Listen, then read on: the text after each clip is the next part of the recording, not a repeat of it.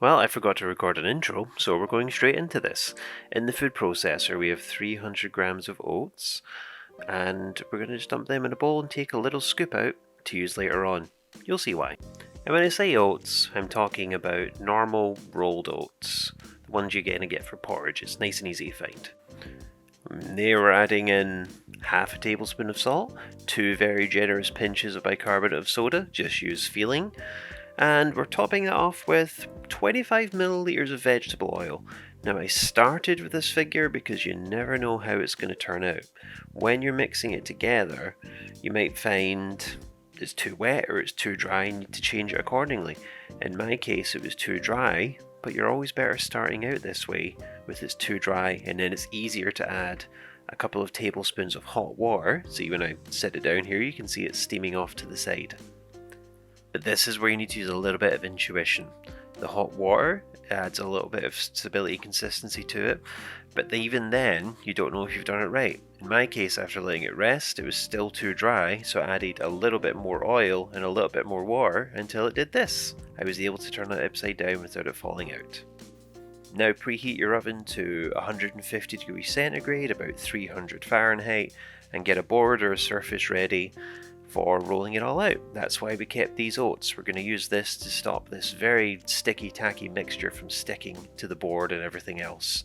So just scoop it out and get it on there and get started. And don't use a spoon to get it out of the bowl. Look at this. Disgraceful. Just use your hands. You've washed them. I'm sure they're fine. You can touch it. I'm just going to put this all back together and get cleaned up. One moment. It's still going to be a little bit dry in the inside, but once you put it back together, you should be able to roll it out. As for rolling it out, the recipes that I read recommended rolling it out to half a centimetre, an eighth of an inch.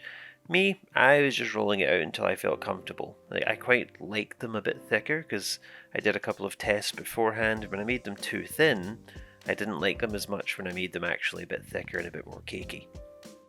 But preference is your own here. Just understand that the thicker they are, the longer they're going to take to cook. And when it starts sticking to your rolling pin like mine's is doing, use more of the reserved ground oats that you have, that you put on the bottom of the board, put it more on top. And don't do that, that's disgusting, but put it on top of the actual oats like that. Yes, that's what you should be doing to allow you to roll it out a bit more evenly without it sticking to the pin. Don't worry about it affecting the final product or anything as well. It's not going to cause any issues there. But just make sure you have enough to do this to your baking tray. You can use baking paper or something if you want to, but this works better in my opinion. So just sprinkle some on there to ensure that the oatcakes don't stick to the tray. Make sure you cover every inch of the surface and things. Don't have it too thick, but just make sure you got some protection in place. But this time you're ready, get the cutting instrument and let's get going. I'm just using one of these standard cookie cutters, and this is the type of thing you'll have probably done before, making biscuits or cookies or anything. Same principles apply. You're going to use the cutting shape, cut out as many as you can inside the bit that you've got rolled out, and rinse and repeat and put it all together again. Just make sure you cut as deep as you can because these are quite thick. Get yourself a little spatula or something you can use to lift them up and transfer them onto the tray. And that's it, the battle's almost over. You just have to rinse and repeat this as much as possible until you've used up all the dough. And if you can't really roll out the last amounts, I wouldn't bother. I would just put them up into like a random shape and put them in a tray. They're what I call chef snacks. They're for you. No one has to know about them. Enjoy. And while I have some additional footage of me fumbling with the remaining dough here, quick note, I used vegetable oil. You don't have to. Essentially, we're just looking for a fat at that point. You can use butter if you want.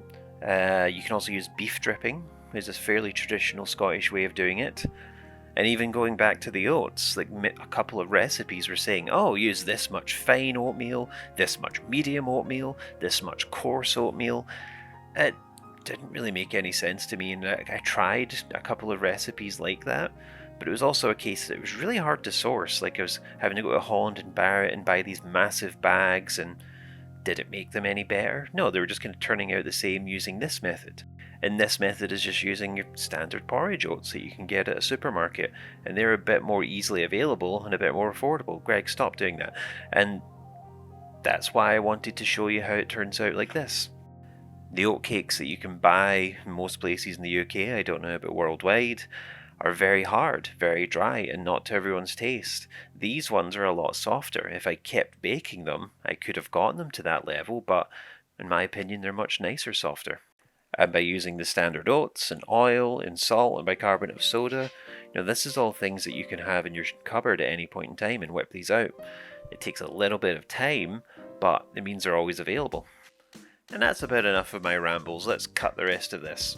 And after an initial 30 minutes in the oven, I didn't feel they were ready, so I did put them back in for another 10 minutes or so until I felt they were.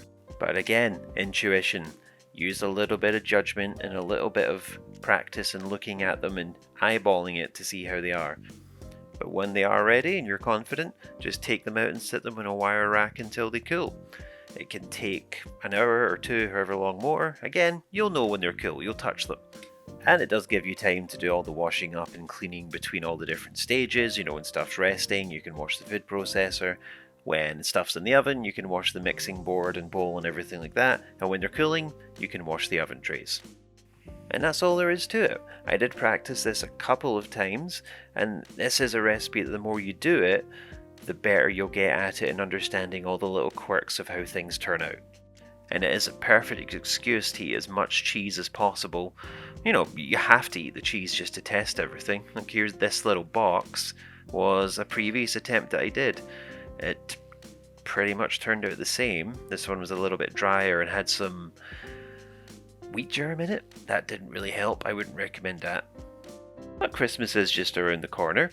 I can make these a couple of days beforehand and have them ready for Christmas Day. And just make sure we get a second opinion here, see what Ollie thinks.